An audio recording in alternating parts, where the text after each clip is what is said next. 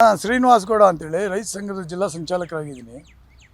ಏನು Kolar Chikkaballapur DCC bank ಇದ್ದು ಬರೀ ಚೆನ್ನಾಗಿ ನಡೀತಾ ಇತ್ತು, ಇಡೀ ದೇಶದಲ್ಲೇ ಹೊಂದಿದ್ದು.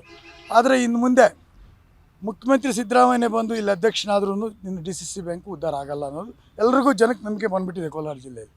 ಅದು DCC ಬ್ಯಾಂಕ್ ಉದ್ಧಾರ ಆಗಲಿ ಹಾಳಾಗೋಗಲಿ ನಮಗೇನು ಬೇಕಾಗಿಲ್ಲ. ಯಾಕಂದರೆ ಅಲ್ಲಿರೋಂಥ ಜನಪ್ರತಿನಿಧಿಗಳಿಗೂ ಬೇಕಾಗಿಲ್ಲ, ಆಡಳಿತ ಮಂಡಳಿ ಅಧಿಕಾರಿಗಳಿಗೂ ಬೇಕಾಗಿಲ್ಲ, ನಾವ್ಯಾಕೆ ಸಾಮಾನ್ಯ ಜನಕ್ಕೆ ತಲೆ ಕೆಡಿಸ್ಬೇಕು.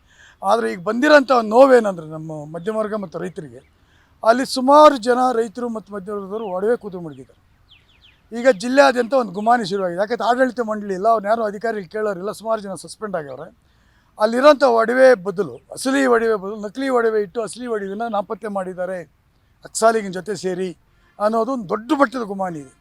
ಇದಕ್ಕೆ ನಾವು ಹೋಗಿ ತನಿಖೆ ಮಾಡೋಂಥ ಶಕ್ತಿ ನಮಗಿಲ್ಲ.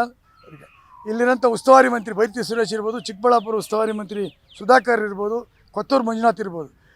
ವಂಶೋದಯ ಆಸ್ಪತ್ರೆಯಲ್ಲಿ 24x7 ಎಮರ್ಜೆನ್ಸಿ ಕೇರ್ ಲಭ್ಯವಿದೆ. ಆಘಾತ, ಹೃದಯಾಘಾತ ಅಥವಾ ಪಾರ್ಶ್ವವಾಯು ಆಗಿರಲಿ, ತುರ್ತು ತಜ್ಞರ ತಂಡವು ಅತ್ಯಾಧುನಿಕ ಉಪಕರಣಗಳೊಂದಿಗೆ ಅಗತ್ಯವಿರುವಾಗ ತ್ವರಿತ, ಪರಿಣಾಮಕಾರಿ ಮತ್ತು ಪರಿಣಿತ ಚಿಕಿತ್ಸೆಯನ್ನ ನೀಡುತ್ತಾರೆ. ಹೆಚ್ಚಿನ ಮಾಹಿತಿಗಾಗಿ ಸಂಪರ್ಕಿಸಿ 7270 ಅಥವಾ 9141066685. ಒಬ್ಬ ಅಪಾಯಿಂಟ್ಮೆಂಟ್ DCನ ಯಾರನ್ನ ಅಪಾಯಿಂಟ್ಮೆಂಟ್ ಮಾಡಿ ಒಬ್ಬ ಬೇರೆ ಅಕ್ಸಾಲಿಗನಿಂದ DCC ಬ್ಯಾಂಕಲ್ಲಿ ಒಡವೆ ಎಷ್ಟು ಸೇಫ್ ಆಗಿದೆ ಇಲ್ಲ. ಕಾರಣ ಏನಂದರೆ ನ್ಯಾಷನಲ್ ಬ್ಯಾಂಕ್ಗಳಲ್ಲೇ ಒಡವೆ ನಾಪತ್ತೆ ಆಗ್ತಾ ಇರೋದು.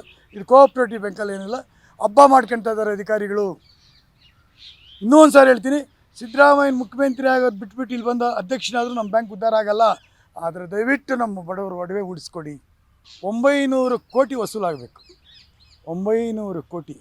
ಅದಕ್ಕಿಂತ ಮುಖ್ಯವಾಗಿ ಶಿಶಕ್ತಿ ಸಂಘಗಳಿದೆ 450-500 ಕೋಟಿ ಇದೆ.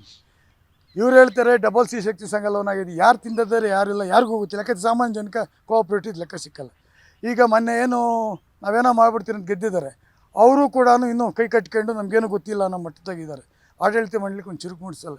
ಮೊನ್ನೆ ಎಲೆಕ್ಷನ್ ನಡೆದ ಮೇಲೂ ಒಂದು 5-6 ಜನ ಅಧಿಕಾರಿ ಸಸ್ಪೆಂಡ್ ಆಗಿದ್ದಾರೆ. ಇದಕ್ಕೆ ಯಾರು ಹೊಣೆ? ಯಾರು? ನಾನು ಹೇಳೋ ಸರ್ಕಾರ ನಿಮ್ಮದೇ. ಅವನು ಗೋವಿಂದಗೌಡ ತಿಂದವನು, ಕೊತ್ತೂರು ಮಂಜುನಾಥ್ ತಿಂದವನು, ಅನಿಲ್ ತಿಂದವನು, ಯಾರೇ ತಿಂದು ಶಿಕ್ಷೆ ಆಗ್ಬೋದಾಗಿತ್ತಲ್ಲ. ಇನ್ನೊಳಗೆ ಸರ್ಕಾರ ನಿಮ್ಮದೇ ಇದ್ದಾಗ ಯಾಕೆ ಇದಕ್ಕೆ ಮೀನಾಮೇಷ? ಅದಕ್ಕೆ ನೀವಂತೂ ಶಿಕ್ಷೆ ಮಾಡಲ್ಲ. ನೀವೆಲ್ಲ ಅದೇನಂತ ಕೋಳಿ ಕೊಯ್ದ್ರೆ ಎಲ್ಲ ಒಂದೇ ಅನ್ನೋ ಮಟ್ಟಕ್ಕೆ ಇದ್ದೀರಿ. ನಮ್ಮ ಒಡವೆನ ಅಸಲಿ ಒಡವೆನ ನಕಲಿ ಒಡವೆ ಮಾಡಿಟ್ಟು ನಾವು ಯಾಮಾರಿಸ್ತದೆ ಅಂತ ಇಡೀ ಜಿಲ್ಲೆಯಾದ್ಯಂತ ಗುಸ್ಗುಸ. ಯಾಕಂದರೆ ಅದೇನದು ಹಿರಿಯರು ಹೇಳ್ತಾರೆ ಊಸದ ಗಬ್ಬರಲ್ಲ ಅಂತೇಳಿ. ಇದು ಸತ್ಯ ಆಗಂಗಿದೆ. ಇದಾಗಬಾರ್ದು. ಕೋಲಾರ ಜಿಲ್ಲೆಗಾದರೆ 16 ಕೋಟಿ ರೂಪಾಯಿ ನಷ್ಟ ಆಗ್ತಾರೆ ರೈತರಿಗೆ. ಇದನ್ನು ಇದು ಮಾಡಿಕೊಡಿ.